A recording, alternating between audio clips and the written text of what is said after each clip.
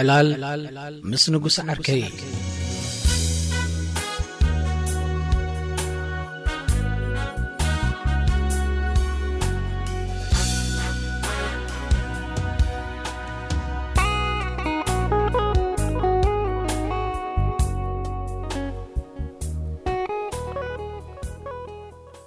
ሚሊዮን ሕጆራ እንታይ ክትብል ኢኻ? እንታይ ክትብል ስለ ዝደለኻ ኢኻ ብሕቶት ትጅምረን ዘለኻ? ዋ ብዛዕባ እዚ ውድኣዊ ኩነታት እንታይ ዓይነት ትንታነ ኢኻ ክትህብ እየ ዝብለካ ዘለኹ? ናይ ትብል ከም ዘለኻ እኳ ግምት ኣለኒ፣ ግና ክዕውተካሲ ንስኻ ክትጅምር ክገድፈካ። ናተይ ደኣሞ ግጥም እንዲ ሳላሎሙ ከም ትማሊ ኣብ መትከልና ዝጸኒዕና ዝጸንሕና ረኣዮ ተዓዊትና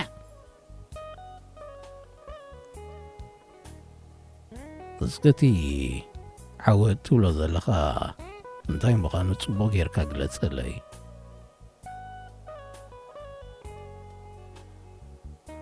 እንታይ ዳልካ ንወየን ዓለሽ ኣቢሉ ውዕል ሰላም ከም ትፍርም ዝገበራ መን መኾንኦም ዘይትፈልጥ ክትከውን ትፍትን። መዋእልካ ዲኻ ጎይ ኮንካ ክትሕልፎ ንጉስ ዓርከይ? ኣብ መንጎ ኢትዮጵያውያን ናይ ሰላም ውዕል ተፈሪሙ ኢልካ ኸዘይትሕጐስ? ንሱ ደኣሞ ከም ልመጽእ ፍሉጥ ኮይኑ ነይሩ። ብዛ ፍግር ኣሜሪካ ፀቕጢ ጌራትሉ እምበር ኢትዮጵያውያን ሰላም እናበሉ እንተዘድናጉዮም ነይሮም ናይዘን ኩለን ጁንታ መቐበርና ነርና እኳ እዮም ዝብሉ ኸዞም ዝፈልጡ። ቀደም እውን እዞም ዝፈልጡ ትብሎም ዘለኻ መፍቀርቲ ኩናት ዝጀመርዎ ፀቂ እዩ። ምኽንያት እልቂታ ማይ ታሽሓት ህይወት ኮይኑ ዘሎ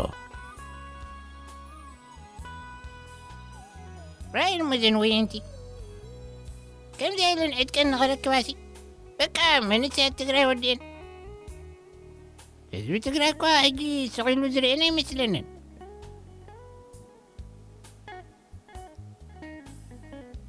ከምኡ እንተኾይኑ ዳ እሞ ህዝቢ ኤርትራ እውን ነያታትካ ሓኒቑ ክሕዞም እዩ ማለት እኳ እዩ። ንሕና ደኣሞ ልኡላውነትና ክነውሕስ ግድን ከምኡ ጥራይ ምርጫ ነርና። 20 ዓመት ጎቢጦም ሒዘሞ ዝነበሩ መሬት መቸም ኣምሊስና ኣለና። ንወያነ ኸ ጌም ኦቨር ምዃኑ ጽቡቕ ጌርና ኣብሪና ኣለና። ዓሻስ ገበጣ ክሳብ ዝውድኦ ፃወት ዝበሃል ትምስላ። በዕዚ ጌታቸው ትብሎም ተልመደን ፖለቲከኛታት ከመይ ገይሮም እዮም ምስ ወዲ ኣፍሪቃ ክወዳደሩ? ሕጂ እዚ ወዲ ኣፍሪቃ እንታይ ገይሩ?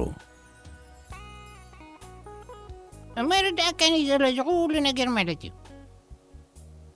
እዚ ኩሉ ጥፍእ ደኣሞ ነዛ ደመኛና ዝኾነት ወያነ ንምጥፋእ ኮይ ነይሩ። ወዳፌ ዝኩሉ መስዋእትነት ከም ዘኽፈል ዝገበረ እኳ ነዚ ናይ ሕጂ ዕላማ ንምውቃዕ እዩ ነይሩ።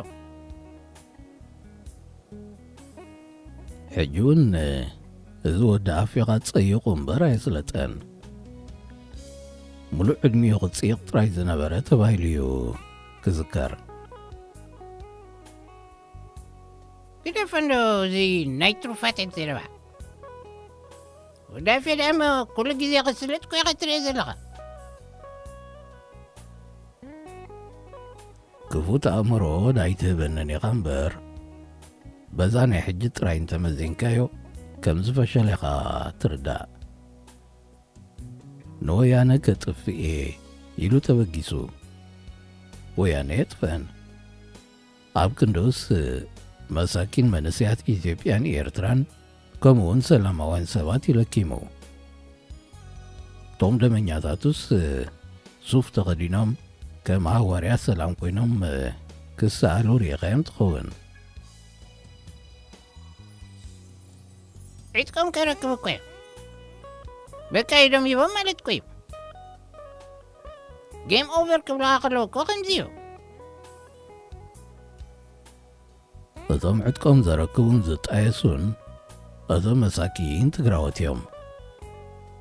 ወያነ ወይ ሕወሓት ግና ክቕጽሉ እዮም። ኣሜሪካ እኮ ያድሕናቶም እምበር በቃ ኣኺልዎም ኮይ ነይሩ። ሕጂ እውን ኣሜሪካ እናበልና ኢና እናስተማስልና ክንቅጽል። ንሳዳ ኽምላፅ እንዳመሰለካ እምበር ሙሉእ ሰላም ክርከብ ተኮይኑ ንኣሜሪካ ንዓላሽ ከነብላ ዘለና። ኣጊድካ ደኣ እሞ ሰላም ኣይክህሉን እዩ ዘይትብለኒ።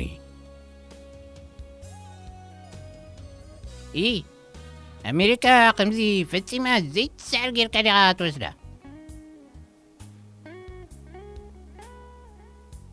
ዝስዕርዋ ህልዎ ኾኑ እዝን ወያነ እኳ ክስዕር ዘይከኣለ መንግሥትኻ ግና ሕጂ እውን ምስ ኣሜሪካ እየ ዝዋጋእ ዘለኹ ምባል ተቐጺሉ ግና ንሱ ከም ዘይስዕራ ፈሊጡ ይገብሮ ስለ ዘሎ ምስ ኣሜሪካ ክዋጋእ ክፍትን ኢሉ ዘይኮነስ ብኣእምሮና ክጻወት ስለ ዝደለየ እዩ። በልኪ ትሪኢኻ ከምታ ንወያነ ዝሰዕርዋ ገይሮም እዞም ናትና ንኣሜሪካ እውን ከውድቑዋ እዮም።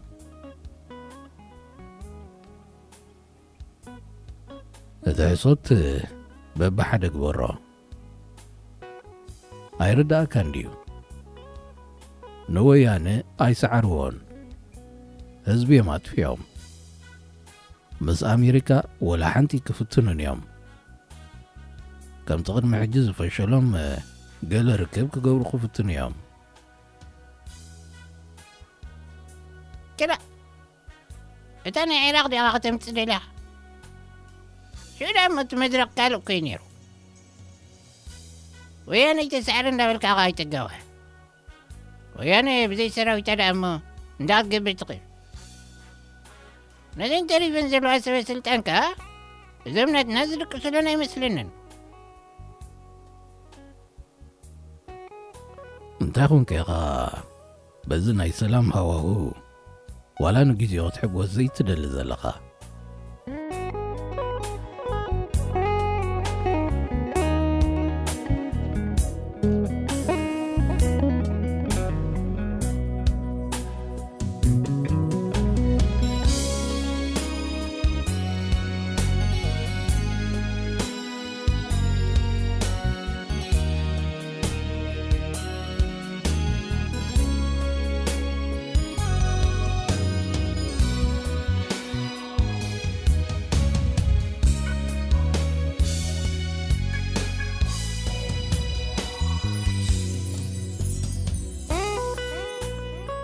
በዚ ናይ ሰላም ሃዋሁ ዘይሕጐሳሲ እዘን ሃደምቲ ተቃወምቲና ባህልተን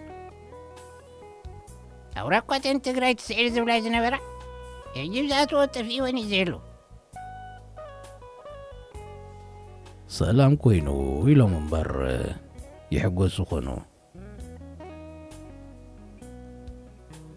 ኣይ እምበረብላ ኣለዋ።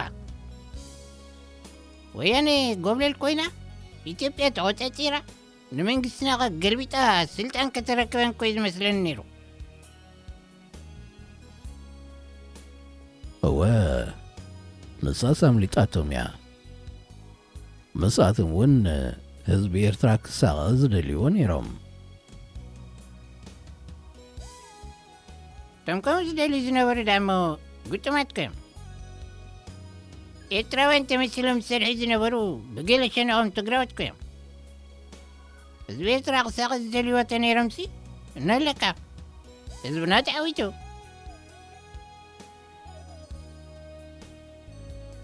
እቶም ህዝቢ ኤርትራ ክሳቐይ ዝደልዩ ዝነበሩ ግድን ዘኤርትራውያን ኣይኮኑን።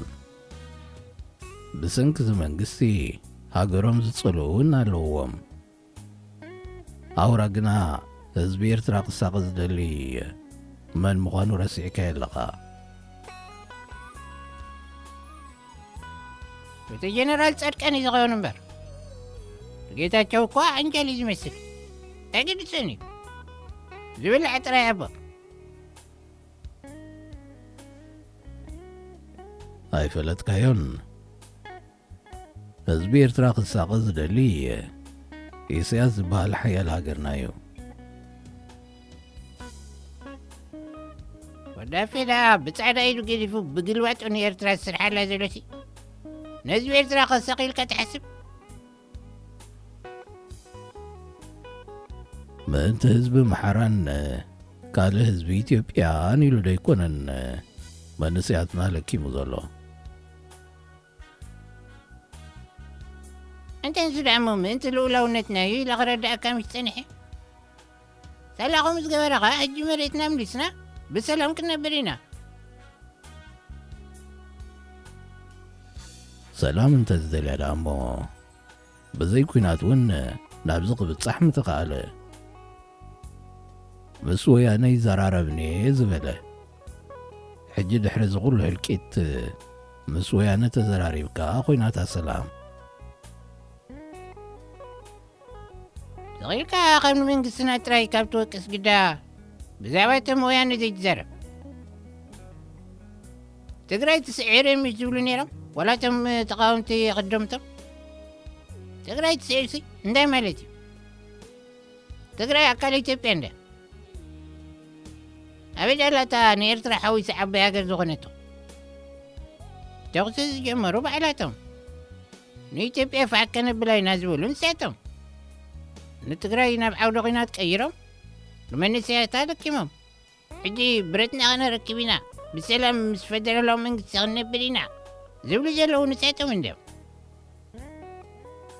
ካብ ንመንግስትና ይተወቀሲ ነቶም ወከልቲ ስኢኖም ሓዚኖም ዘለዉ ተቃውምቲ ገለ ትፈልጦም እንተለዉ ደው ኢልካ ወይ ብኢሜይል ረኺብካ ትፀናንዐዮም ሕጂ ኣነ ናይ ደስ ምስቶም ካድራት ክጨርም ክኸይደ ጋቢ ተደሊኻ ግና ወላ ኸብ ዝገዛው ተኽደምነልካ ቻው ሚሊ ኣብ ቀጻሊ ዓወት ይራኸበና